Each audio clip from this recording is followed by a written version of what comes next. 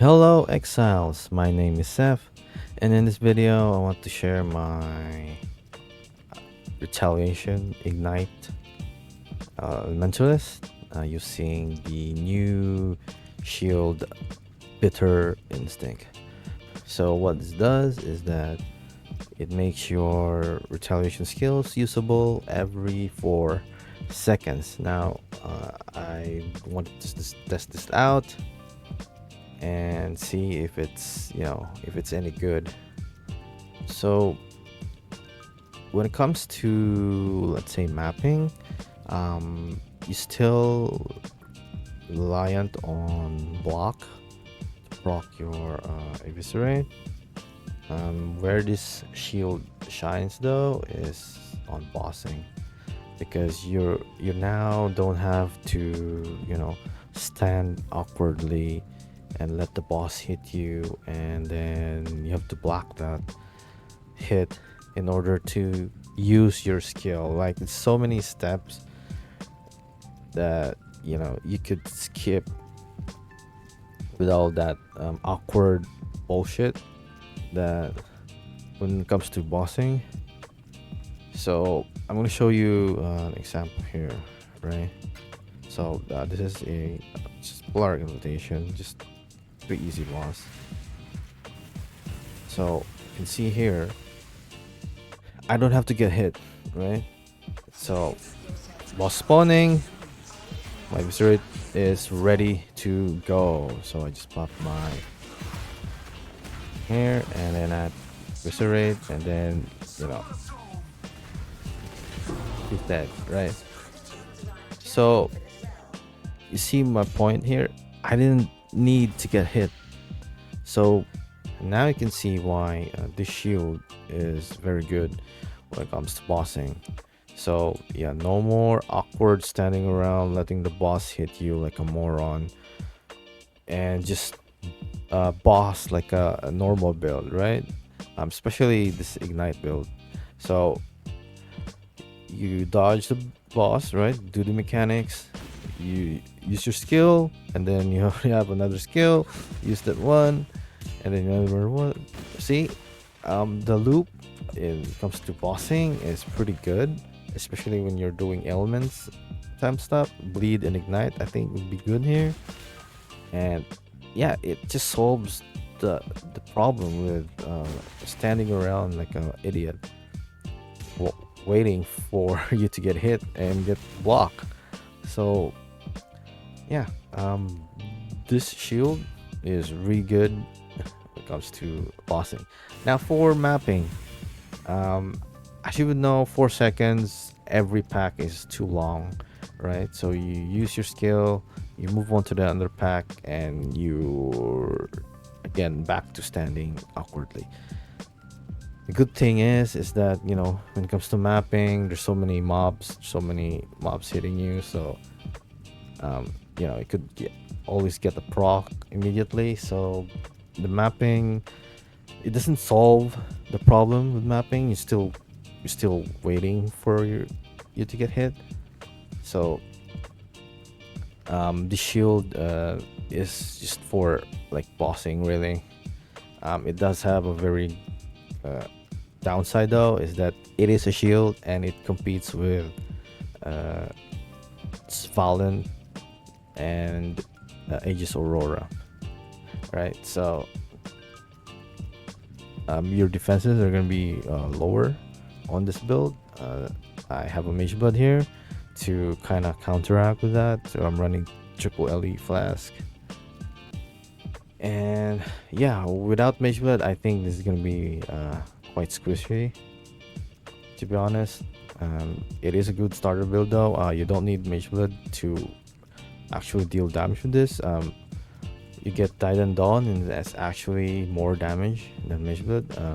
Mageblood just gives me, as I said, defenses, fixes my stun immunity, gives me regen, gives me avoid shock, and paired it with Storm Shroud, and now I'm element immune, and yeah. So the gear, most of the gear, this one's for divines, right? It's pretty pretty common,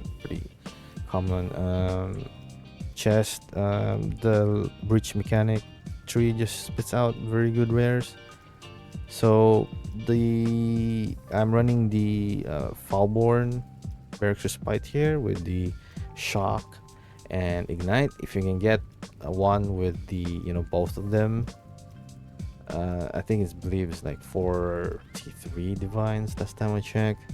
So if you can get a one ring, you can ring with both Falborn mods in it, then you have free ring slot in there. You could slot in like Death Rush for mapping, maybe a Anathema or the plus curse, so you don't have to allocate Whispers of Doom, and then you can allocate anything you want in there. So that is the build. One thing to note though is this stat right here, which is very premium. Damaging elements deal damage 15% faster, right? Also have this ignites, you inflict deal damage faster. So damaging faster is a very important mod. As you see here in my Watcher's Eye, I only have damaging elements deal damage faster Malevolence. I don't have the dot multi one because I value this stat more than the dot multi. So why is that? So here's my POB. I have 35 million. I'm dot cap. When it comes to Ubers, I get like 12 million DPS for Ubers. So why is the damaging faster ailments good? As you can see here, my ignite duration is 8 seconds, which means in 8 seconds I deal 35 million damage, right?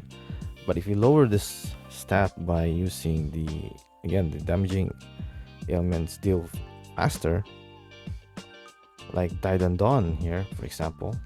As you can see here, my Died Dawn actually gives me more DPS, right? So if you lower that stat, you could say I'm gonna replace this with Died Dawn. Now my ignite is 6.5 seconds. So 6.5 seconds, I deal 35 million damage.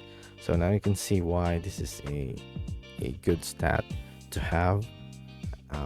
If even going for an impossible escape jewel here just to get the Dirty Techniques cluster, right? Also have this on my Graft here. Flame Caller Graft. I haven't talked about this one. This one is the gives me Ash and hit. So whenever I use like an attack or something, these pillars, get some damage and some, cover Ash. This one dot multi. This is the hand stuff. It's an automatic targeting rare uniques in range. It just helps with the when your Eviscerate is in cooldown or something. It really helps with the clear, kill some enemies. So yeah, it just gives dot multi, so it's very good. So back to my POB here. My defenses are it's pretty decent, mainly because of Mageblood. So without Mageblood, your defense is going to be a lot lower than this, especially max hit. And yeah, expensive stuff here, light meaning, 14D.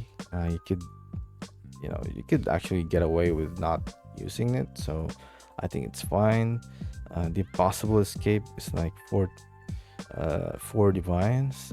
I think you should get this one. Also gives you a deflection here, which gives you 8 block. Without that, you are not black cup because the shield is shield is like a 27% chance to block, so kind of have to make up for that, and also gives us endurance charge from block.